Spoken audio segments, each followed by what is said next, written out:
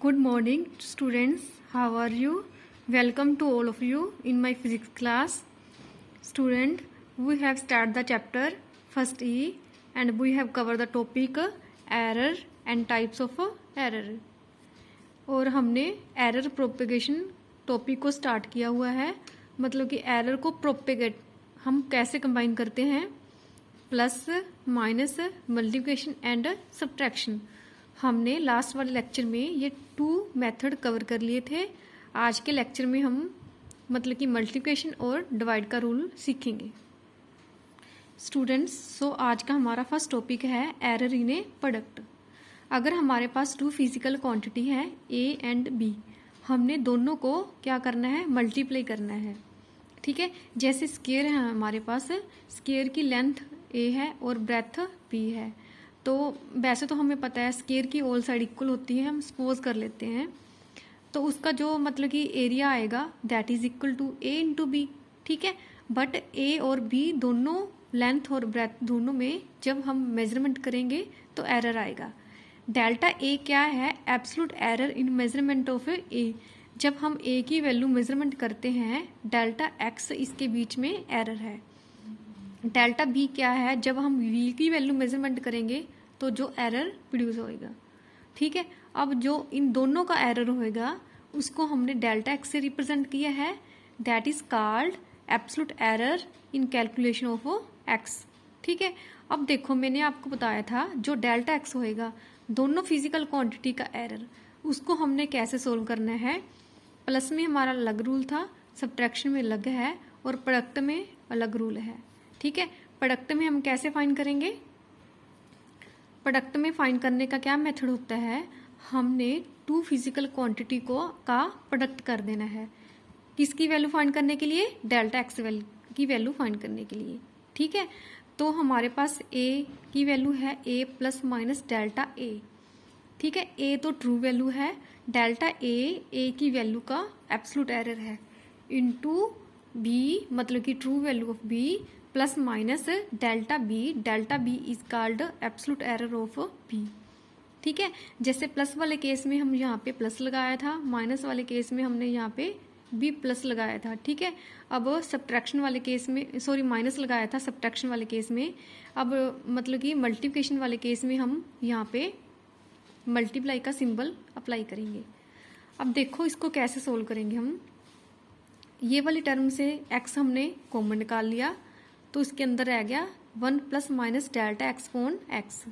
ठीक है, इस टर्म से हमने ए को बाहर निकाल दिया, इसके ब्रैकेट के अंदर रह गया 1 प्लस माइनस डेल्टा एक्स ए पोन ए. इस टर्म से हमने बी को बाहर निकाल लिया, इसके अंदर रह गया 1 प्लस माइनस डेल्टा बी पोन बी. अब हमने ए और बी को कलेक्ट करके लिख लिया. ठीक है, इसको हमने इसके साथ मल्टीप्लाई करना है. पहले हम 1 को इसके साथ मल्टीप्लाई करेंगे. ठीक है, फिर हम डेल्टा ए अपॉन ए को इसके साथ मल्टीप्लाई करेंगे. देखो 1 को पहले हमने किसके साथ मल्टीप्लाई किया, 1 से. फिर डेल्टा ए को अपॉन ए को 1 से मल्टीप्लाई किया, ये टर्म आ गई. ठीक है, अब हमने 1 को डेल्टा बी अपॉन बी से मल्टीप्लाई किया, ये टर्म आ गई. अब हमने delta A upon A delta B upon B को मल्टीप्लाई कर दिया तो ये टर्म आ गई हमारे पास. ठीक है स्टूडेंट्स, अब देखो x क्या है, a इंटू बी, इसको इसके साथ कैंसिल कर दिया तो हमारे पास ये वैल्यू आ गई. 1 को 1 के साथ कैंसिल कर दिया तो हमारा ये स्टेप आ गया. ठीक है, देखो जो डेल्टा a है उसकी वैल्यू बहुत स्मॉल होएगी ना. मान लो किसी फिजिकल क्वांटिटी लेंथ है, लेंथ जो है 15 सेंटीमीटर है, हम जब लेंथ को मेजरमेंट करेंगे उसमें एरर क्या आएगा, 0.1 0.2. ठीक है, पर जो delta A pawn A delta B pawn B उसकी वैल्यू तो उससे भी कम आएगी और इनका प्रोडक्ट तो उससे भी कम आएगा, इसलिए हम इस टर्म को कैंसिल कर देंगे. जो ऊपर वाली इक्वेशन है इस टाइप की बन गई. ठीक है, अब हमने क्या किया, इसमें से प्लस माइनस साइन को बाहर निकाल दिया, हमारे पास ये टर्म आ गई. Maximum fraction error in the product of the quantities equal to the sum of the fraction error in the individual quantities. इसका मतलब क्या है, किसी क्वांटिटी को हमने प्रोडक्ट करना है, उसका मैक्सिमम फ्रैक्शन एरर का फॉर्मूला होता है डेल्टा एक्स पोन एक्स. और परसेंटेज एरर का क्या फॉर्मूला होता है, delta x upon x into 100। सो अगर हमने टू फिजिकल क्वांटिटी का प्रोडक्ट करना है, उसमें जो मैक्सिमम फ्रैक्शन एरर आएगा वो किसके इक्वल आएगा, जो फ्रैक्शन एरर ए क्वांटिटी में है प्लस जो फ्रैक्शन एरर बी क्वांटिटी में है। अगर हमने यहाँ से डेल्टा एक्स को फाइंड करना है तो एक्स को इस साइड ले जाएंगे तो हमारा आ जाएगा डेल्टा एक्स। डेल्टा एक्स क्या है, absolute error in the calculation of X. Students अब इसके बेस पे न्यूमेरिकल देखो, length and breadth of a rectangle are this and this, calculate A with error limit.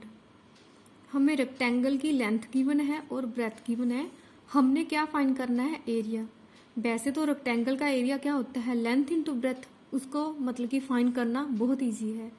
But इसमें क्वेश्चन आ जाता है error को हम कैसे कैलकुलेट करते हैं। इसको फाइंड करने का क्या मेथड है, सबसे पहले लेंथ की वैल्यू राइट कर लो, फिर ब्रेथ की वैल्यू राइट कर लो। जो मतलब कि लेंथ की ट्रू वैल्यू है 5.7 है, ब्रेथ की ट्रू वैल्यू है 3.4। इन दोनों को मल्टीप्लाई कर दो, ये हमारा एरिया आ जाएगा। ठीक है, बट हमने क्या फाइंड करना है, डेल्टा ए भी तो फाइंड करना है ना। मैंने आपको बताया था डेल्टा ए को फाइंड करने का क्या मेथड होता है, delta A upon A plus minus delta L upon L plus delta B upon B. ठीक है, अब देखो हम डेल्टा एल की वैल्यू पुट कर देंगे, एल के साथ ये है, इसका मतलब है डेल्टा एल 0.1 और एल की ट्रू वैल्यू 5.7, डेल्टा बी मतलब कि बी में एरर 0.2 और अपॉन बी मतलब कि ट्रू वैल्यू ऑफ बी। अब हम इसका एलसीएम ले लेंगे, इसका एलसीएम ये दोनों आ जाएंगे। ठीक है, इसको इसके साथ मल्टीप्लाई कर दिया, इसको इसके साथ मल्टीप्लाई कर दिया, ये मेथड होता है एलसीएम को सोल्व करने का। ठीक है बच्चे, अब हमने जब इसको इसके साथ मल्टीप्लाई कर दिया तो 0.34 आ गया, इसको इसके साथ मल्टीप्लाई कर दिया तो 1.44 आ गया। अब हम इन दोनों फिजिकल क्वांटिटी को एडअप कर देंगे, इन दोनों को मल्टीप्लाई कर देंगे, हमारे पास डेल्टा ए अपॉन ए की ये वैल्यू आ गई। हमने क्या फाइंड करना है, डेल्टा ए को हम इस साइड ले जाएंगे। देखो जब हमने एरिया फाइंड किया था तो उसकी वैल्यू 19 सेंटीमीटर स्क्वायर आई थी। अब हम यहाँ पे ए की वैल्यू पुट कर देंगे, नीचे भी वैल्यू 19.38 है, इसको इसके साथ हमने कैंसिल कर दिया, डेल्टा ए की हमारे पास ये वैल्यू आ गई। तो हमने क्या फाइंड करना था, एरिया किसका, रेक्टेंगल का। देखो रेक्टेंगल का एरिया कैसे होएगा, जो मतलब कि ए प्लस डेल्टा ए क्या है, ट्रू वैल्यू, डेल्टा ए क्या है, एरर। ओके स्टूडेंट्स, आज के फर्स्ट लेक्चर में हमने डिस्कस कर लिया है टू फिजिकल क्वांटिटी के बीच में एरर होता है और दोनों फिजिकल क्वांटिटी को हमने मल्टीप्लाई करना है, तो एरर को कैसे फाइंड करते हैं। नेक्स्ट लेक्चर में हम सीखेंगे अगर हमने टू फिजिकल क्वांटिटी को डिवाइड करना है, उनके बीच में एरर होएगा, उसको फाइंड करने का क्या मेथड है।